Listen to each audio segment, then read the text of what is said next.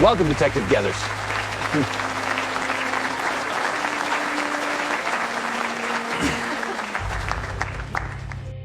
Good evening. When Detective Shiela Geathers first stood before this audience, the deaths appeared to be nothing more than tragic endings to already terminal lives.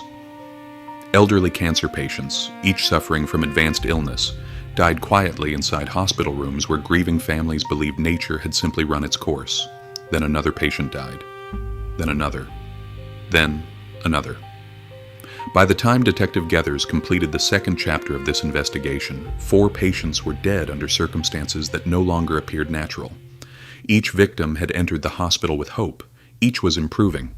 Each had spoken with family members only hours before death.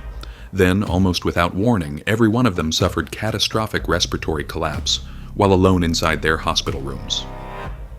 The medical examiner uncovered subtle but disturbing findings: tiny petechial hemorrhages around the eyes, injuries inconsistent with disease alone, a pattern of deaths occurring during nearly identical overnight time periods, medical records altered moments after each victim died, medication administration logs that failed to explain the rapid deterioration. Someone inside the hospital appeared to possess intimate knowledge of patient routines, staffing shortages, and surveillance blind spots. Yet despite weeks of investigation, Detective Geathers remained unable to identify the murderer. 4 patients had died. 4 grieving families demanded answers. Hospital administrators feared a serial killer was walking the corridors while doctors and nurses unknowingly continued caring for vulnerable patients beside him. Then came the 5th attack.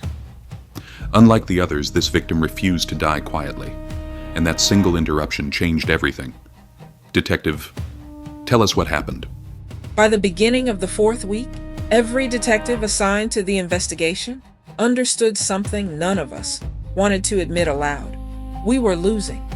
Not because we lacked evidence. We had evidence. Boxes of it. Medical charts, autopsy reports, security footage, medication records, hundreds of interviews, thousands of pages of documentation.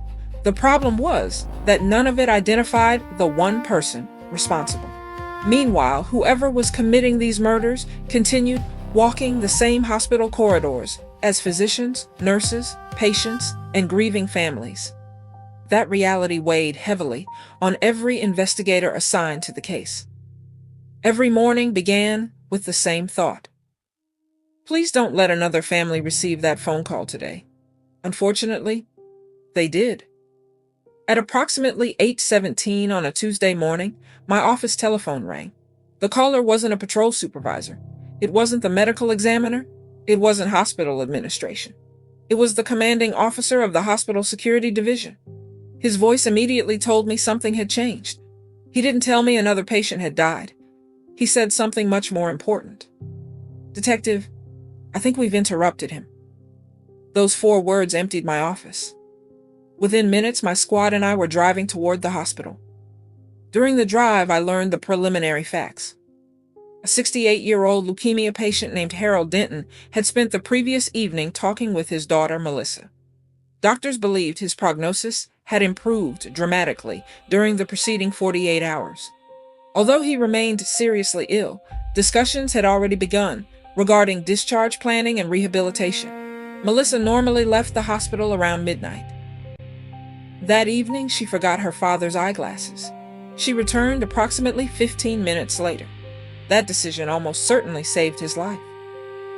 When Melissa quietly entered the room, she expected to find her father asleep. Instead, she observed an individual standing unusually close to the hospital bed. The room lights were dimmed.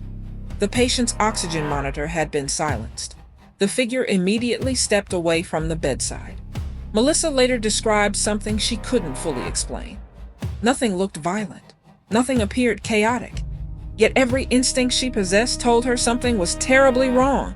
She screamed. Hospital staff rushed toward the room. Security officers responded immediately. The individual calmly walked into the hallway before disappearing into a crowd of responding personnel. Harold Denton survived. Barely. Emergency physicians stabilized him within minutes. Had Melissa returned even 5 minutes later, we likely would have been investigating a 5th homicide. That realization chilled every detective on my squad. For the first time, the killer had been interrupted. That meant something had changed. Either he had grown more confident or more desperate. Neither possibility was reassuring. While physicians fought to save Harold's life, we began treating room 814 as an active crime scene. Unlike the previous deaths, this room contained something extraordinarily valuable: fresh evidence. Crime scene investigators photographed every inch of the room before anything was disturbed unnecessarily. Hospital bedding, medication carts, IV tubing, bed rails, call buttons, door handles, medical monitors, everything capable of retaining fingerprints or trace evidence received immediate attention. One lesson homicide detectives learn early in their careers is this: fresh scenes speak louder than old ones. Unlike the previous victims, Harold Denton was alive. That meant timelines could be reconstructed with minute-by-minute precision. Every physician who entered the room, every nurse, every respiratory therapist, every housekeeper, every volunteer, every visitor, every security officer, every electronic access badge, every medication dispensed, every surveillance camera, every elevator ride, everything became evidence. The hospital transformed into a forensic laboratory. Within hours, we assembled specialists representing nearly every forensic discipline available to the New York City Police Department. Fingerprint examiners processed every smooth surface inside room 814. Trace evidence specialists collected microscopic fibers from blankets, gowns, and flooring. DNA technicians swabbed bed rails, monitoring equipment, oxygen tubing, medication trays, and door frames for touch DNA. Digital forensic analysts downloaded electronic medication administration records and compared them against staff access logs. Hospital engineers supplied electronic badge records documenting every employee entering restricted treatment areas during the preceding 72 hours. Meanwhile, our video recovery team began collecting surveillance footage from more than 100 cameras positioned throughout the hospital. Hospitals are remarkable environments. People assume cameras solve everything. They don't. Privacy laws prevent cameras from being placed inside patient rooms. Instead, investigators reconstruct movements through hallways, elevators, nurses' stations, stairwells, and entrances.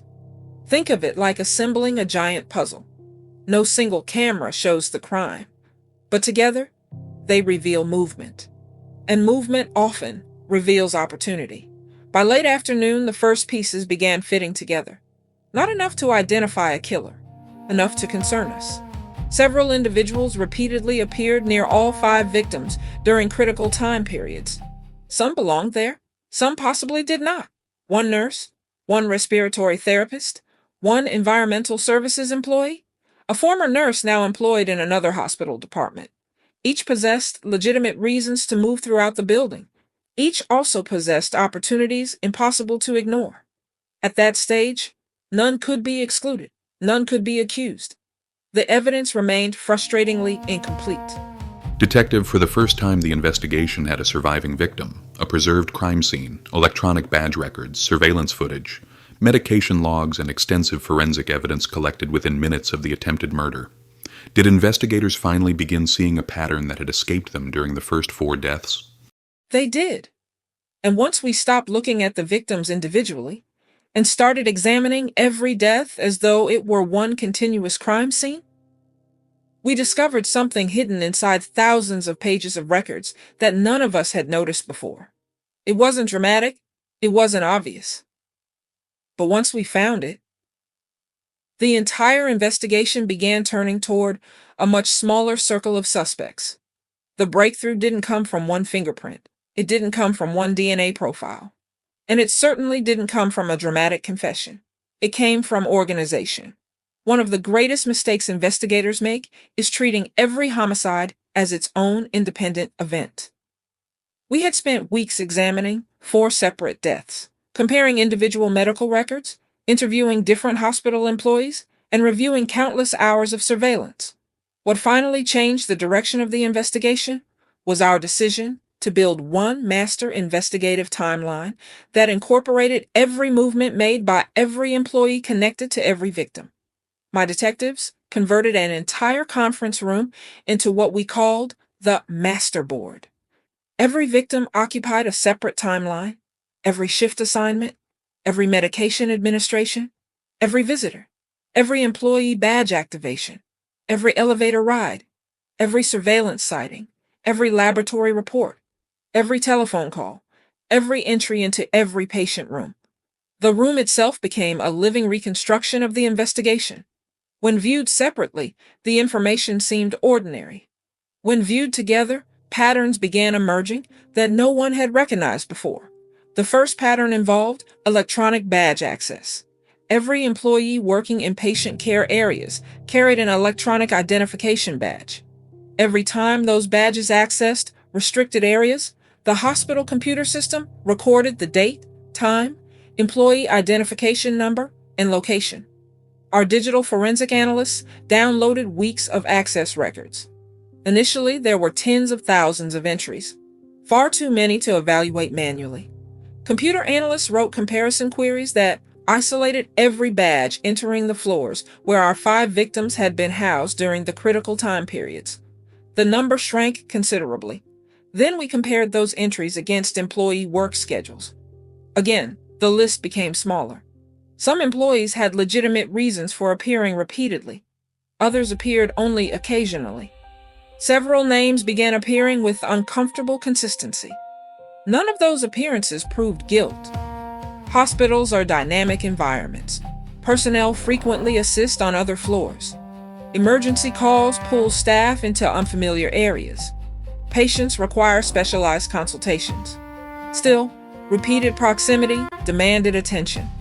At the same time, forensic scientists completed another series of examinations involving latent fingerprints recovered from room 814. Unlike television, fingerprints rarely identify a murderer by themselves. Hospitals contain fingerprints everywhere. Patients, doctors, nurses, housekeeping personnel, maintenance workers, family members. The challenge lies in determining which fingerprints belong naturally and which appear where they should not. Several unidentified latent prints were recovered from areas surrounding Harold Denton's bedrail and medication equipment. Some belonged to assigned nurses. Some belonged to physicians. Some remained unidentified. That uncertainty kept multiple suspects alive. Meanwhile, the touch DNA analysis continued. The laboratory recovered partial DNA profiles from several frequently handled surfaces inside the room. Most profiles consisted of mixtures contributed by numerous individuals, exactly what investigators expected inside a busy hospital environment. Then analysts identified something unusual. A partial profile appeared on multiple pieces of equipment associated with more than one victim. Not enough to identify a person, enough to suggest repeated contact? That finding immediately intensified the investigation? We still didn't know whether the contributor was innocent or guilty, but whoever it was had apparently interacted with multiple victims. The surveillance review became equally important. My detective spent days watching video. Hours became days. Days became weeks. Most people would find the process unbearably repetitive. Investigators learned patience. One camera showed an elevator, another showed a hallway, another showed a nurse's station. No camera ever captured what happened inside a patient's room. Instead, we reconstructed movement. Who arrived, who left, who lingered, who repeatedly appeared during unusual hours. Gradually, several individuals began drawing our attention. Not because they committed obvious acts, because they consistently occupied the edges of significant moments. One suspect appeared on the floor shortly before 2 victims deteriorated. Another appeared near medication storage rooms on multiple occasions. A third routinely entered treatment areas while not assigned to those particular patients. Every observation had an innocent explanation. The problem was that all of those innocent explanations could not simultaneously explain every appearance. That realization shaped our second round of interviews. Stephen wasn't involved in this investigation. Neither was anyone from outside the hospital. Our universe had narrowed considerably. Now we concentrated entirely on personnel who possessed legitimate reasons to move throughout the medical center. Each interview became more focused. We no longer asked broad questions. We confronted inconsistencies, badge activity, shift changes, unrecorded movements, surveillance images, memory failures, routine deviations. Some employees became defensive, others became frightened. A few appeared genuinely offended. None confessed. More importantly, none could be eliminated. That was perhaps the most frustrating part of the investigation. Every time one suspect seemed to move toward the center of the case, another piece of evidence pointed somewhere else. It felt as though the investigation refused to settle. Yet beneath the surface, something important was happening. The circle was shrinking, not dramatically, quietly. One laboratory report at a time, one interview at a time, one surveillance sequence at a time. Late one Thursday afternoon, our behavioral analyst joined the investigative meeting. Rather than discussing forensic evidence, she focused on offender psychology. She believed we were not investigating someone acting out of anger, nor someone motivated primarily by financial gain. Instead, she described an offender who appeared to derive satisfaction from exercising complete control over people incapable of defending themselves. She pointed to the victim selection, the timing, the confidence displayed inside the hospital, the absence of panic after each death. Her assessment didn't identify a suspect, but it helped us understand the person we were searching for. Someone patient, organized, comfortable inside medical environments, someone who understood routines well enough to disappear into them. The profile fit more than one individual. That was both encouraging and frustrating. By the end of the fourth week, the investigation had changed dramatically from where it began. We no longer believed the deaths represented isolated medical tragedies. We no longer believed the similarities were coincidence. We believed we were hunting someone who had successfully concealed multiple homicides inside one of the busiest hospitals in New York City. The evidence was beginning to align. The badge records, the surveillance, the partial DNA findings, the fingerprint comparisons, the medication timeline. None independently solved the case.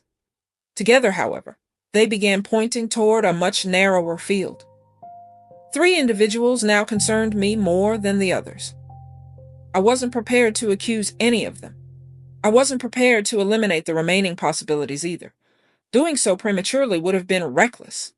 Instead, we continued building the case patiently. Because homicide investigations are not won by instinct. They're won by evidence. Detective, by the end of the fourth week, you had narrowed the investigation to 3 principal suspects, assembled a remarkable body of forensic evidence, and developed a behavioral profile suggesting the offender possessed specialized knowledge of hospital operations. Was there one final development that convinced you the investigation was about to reach its turning point? There was. Early the following Monday morning, one of our forensic scientists called before I even reached my desk. Another laboratory comparison had been completed overnight. Unlike the earlier reports, this one didn't simply add another piece to the puzzle. It connected several pieces we had been struggling to assemble for weeks. For the first time since the investigation began, we weren't looking at separate clues anymore. We were looking at a single, coherent forensic story. The evidence wasn't telling us merely what happened. It was beginning to tell us who had been present when it happened. And once that final comparison landed on my desk, I knew the investigation was entering its last stage. The person responsible still believed they had blended into the routine of the hospital. What they didn't realize was that every shift they worked, every hallway they walked, and every patient they approached had left behind another fragment of evidence. Those fragments were finally coming together. Soon, we would expose the person who had hidden in plain sight all along.